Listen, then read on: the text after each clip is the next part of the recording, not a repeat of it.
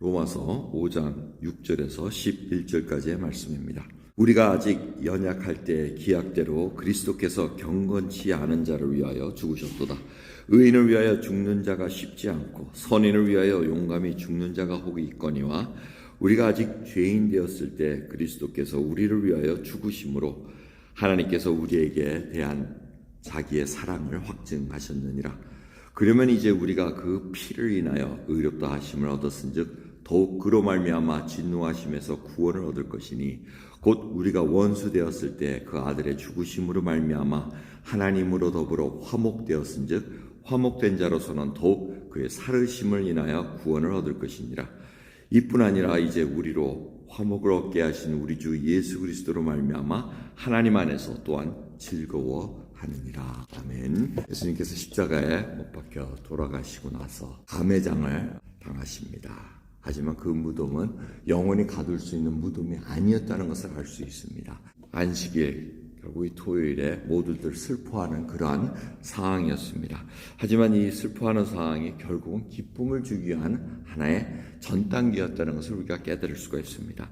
이 로마서 5장 6절부터 11절까지의 말씀은 예수 그리스도께서 피를 흘리시면서 죽으신 그 십자가의 죽음의 의미가 무엇인가를 우리에게 다시 한번 알려주고 있습니다.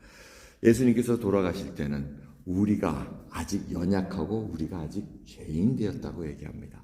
우리는 그 일이 어떻게 일어난지 모릅니다. 하지만 그때 죽으심으로 말미암아 죄 사함이 일어났다고 얘기를 합니다. 그래서 구원이 그때 일어난 것입니다. 여러분, 저희들이 착각하기가 쉬운 게 우리가 구원을 언제 얻었습니까 하면은 마치 우리가 회개했을 때, 회심했을 때, 예수님을 만나서 고백했을 때, 뭐 이렇게 얘기하는데 그게 시간적으로 맞을지 모르나 사실적으로는 십자가에서 돌아가실 때 이미 구원은 얻었다고 얘기를 하고 있습니다. 그때 예수 그리스도께서 모든 피를 흘리셨는데 그 피는 죄가 없으신 분의 피였습니다. 피 흘림이 없이는 죄사함이 없다는 것을 분명히 히브리서의 말씀을 알려주고 있습니다. 피로서 정결케 한다는데 그 피는 구약의 제사 모델은 하나의 모형이었다는 것입니다. 짐승에게 죄를 전가시켜가지고 죽인 것은 하나의 모형이었지 진정한 예수 그리스도의 하나님이신 분이 사람의 생명을 가지고 오셔서 대신 죄 없이 돌아가심으로 말미암아 죄값을 치르셨다는 겁니다. 하나님 입장에서 그것이 해결됐다는 것입니다. 그것이 구원이라는 겁니다. 그게 얼마나 감사한지 모릅니다. 예수님께서 부활하셨던 이유는 죄의 삭은 사망이라고 했습니다. 왜 죄 있는 자는 다 죽습니다. 우리는 다 죽습니다. 하지만 예수님은 죄가 없으셨기 때문에 사망이 그걸 가둘 수가 없었다는 것입니다. 그래서 부활하심으로 말미암아 우리도 부활에 참여하는 자로 살아날 수 있다는 것입니다. 바로 예수님 안에 모든 것이 다 포함되어 있기 때문에 그렇다는 것입니다. 이 중요한 것은 우리가 구원을 위해서는 할 일이 아무것도 없다는 데 있습니다. 우리가 아직 연약할 때, 우리가 경건치 않았고, 우리가 죄인 됐을 때, 우리는 하나님을 몰랐습니다. 참, 가만히 생각해 보시기 바랍니다. 우리가 예수 그리스도께 십자가에 돌아가심에도 불구하고 우리는 몰랐습니다. 예수님이 그 일을 하셨다는 메시지를 들은 다음에, 하나님께서 거듭나게 하시고, 중생하게, 거듭나게 해주셔서, 우리가 그 일을 알게 해주셨습니다. 그래서 그때 봅니다. 내가 죄인이었구나. 죄인이로구나. 이걸 알게 됩니다. 이 죄인은 하나님을 모르고 살았던 것을 얘기합니다. 하나님과의 관계가 전혀 이루어지지 않았던 속에서 내 정욕대로 살았고 내 생각대로 살아왔다는 것을 알게 됩니다. 그래서 예수님을 만난 다음부터 우리가 하나님의 자녀로 하나님께서 이미 우리로 하여금 의인으로 칭하심으로 말미암아 하나님의 자녀로 이제는 관계가 회복되었다고 얘기를 하고 있습니다. 그것이 놀라운 사랑이라는 겁니다. 그래서 구원을 위해서는 우리가 한 일이 아무것도 없다는 것입니다. 그래서 그것이 은혜라 그러고 하나님의 선물이라고 얘기를 하고 있습니다. 근데 그 선물은 공짜가 아니었다는 것입니다.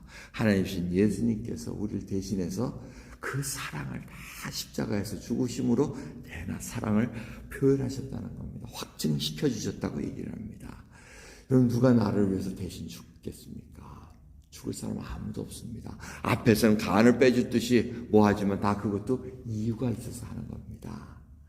하지만 진정 죄인인데 죽어 마땅한 자인데 대신 죽는다는 것은 말도 안 되는 얘기인데 하나님께서는 그 사랑을 보여주셨다는 것입니다. 그 일을 통해서 우리에게 얻은 결과가 뭡니까? 첫 번째는 화목하게 됐다는 것입니다. 하나님과의 관계가 화목됐다는 것입니다. 여러분, 이것은 굉장히 중요합니다. 인간관계 속에서도 여러분, 화목해 하고 싶은 자가 있으십니까? 얼마나 어려운지 아십니까? 죽어줘야지 가능한 겁니다. 근데 그 화목을 하나님께서 예수 그리스도로 말미암아 화목게 되는 화목제물을 사용하셔서 우리가 알고 하나님과 화목케 하는 그 일이 이루어졌다는 것입니다. 이 관계가 개선되면 얼마나 평안한지 모릅니다. 두려움이 없어집니다.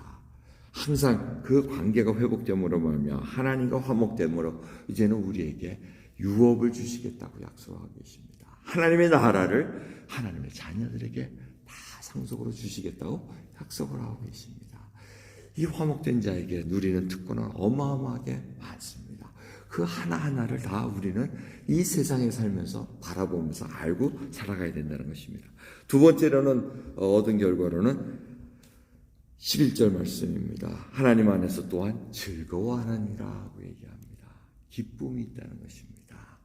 그래서 이 기쁨을 통해서 항상 우리는 하나님께 감사드립니다. 이 구원의 메시지는 우리로 하여금 기쁨을 줍니다. 이 구원이 이루어진 것뿐만 아니고 하나님의 살으심으로 말미암아 하나님께서 10절을 보시면 그의 살으심으로 인하여 구원을 얻을 것이라고 얘기합니다.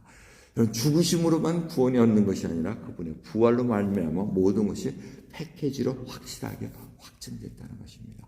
죽으셨으면 그것 또한 구원이 완전히 이루어질 수가 없습니다. 하지만 부활로 말미암아 모든 것이 다 이제는 하나님과 화목하게 되고 구원을 얻은 자로서 즐거움을 누릴 수 있다는 것입니다.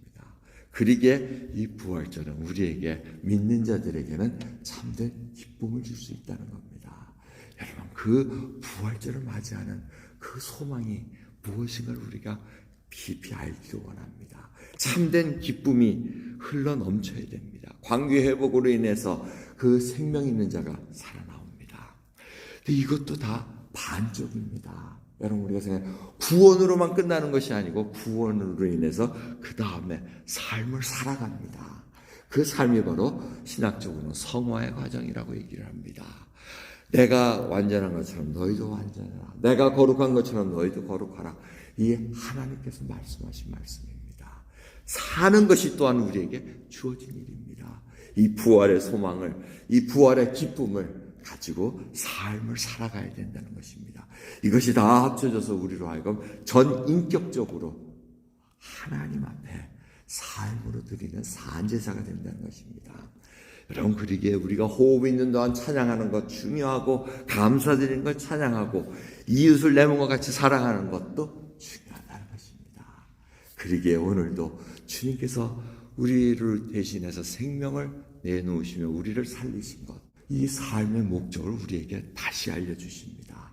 천국을 소유한 자가 어떻게 살아가야 되는가? 내 몸을 정말 주님 앞에 다 내어드림으로 말미암아 우리가 축복의 통로가 되기를 원하고 복음을 전하는 통로가 되기를 원한다는 그 고백으로 부활절을 맞이하는 저와 여러분 되기를 간절히 바랍니다. 기도하겠습니다. 감사합니다. 저희들이 바라는 것이 무엇입니까?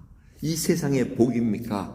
아니면 이제는 관계가 회복되어 아버지라 부를 수 있는 놀라운 하나님의 자녀로서 살아가는 데 있어서 하나님께서 부어주시는 그 은혜 통로가 되기를 간절히 바랍니까? 주여, 복음의 메시지가 저희를 통해서 전달되는 그 간절함이 있기를 원합니다.